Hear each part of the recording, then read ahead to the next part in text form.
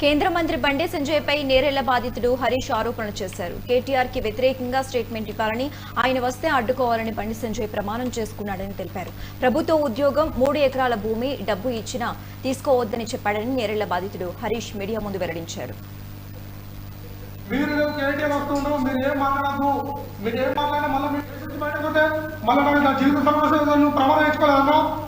ఇదే కేటీఆర్ మమ్మల్ని పరామర్శించడం కోసం వెబ్లాడ్ హాస్పిటల్లో కడితే రాత్రి 12 గంటలకు మా దగ్గరికి వచ్చి మీరు రేపు కేటీఆర్ వస్తుండ్రు, మీరు ఏం మాట్లాడద్దు, మీరు ఏం మాట్లాడినా మళ్ళీ మిమ్మల్ని తీసుకుపోయి చంపుతారు, అనేక రకాల ఇబ్బంది పెడతారు. హరీష్ మీరు బయటకు తీసుకొచ్చినా మిమ్మల్ని కాపాడు, అదే విధంగా మీకు న్యాయం చేస్తారు చెప్పింది మీరు కదా అన్న. ఆ రోజు కేటీఆర్ వస్తే అడ్డుకునే ప్రయత్నం చేసింది మీరు కదా.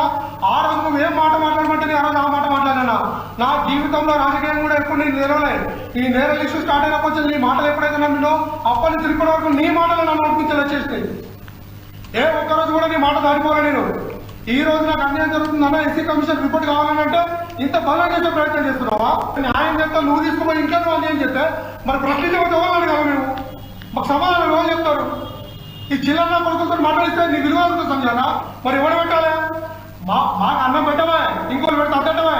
కేటీఆర్ ప్రభుత్వం చేపిస్తాడు అద్దటివి, ఆర్థికంగా అనుకుంటాడు అద్దటివి, 3 ఎకరాలు పొందిస్తాడు అద్దటివి. మరి అన్ని రకాలుగా అద్దె మాకు న్యాయం చెప్తారు మాటికి. మరి ఏది న్యాయం? నేరెళ్ళ కేసులో 15 నుంచి కొట్లాడుతున్నావు కేసు అని.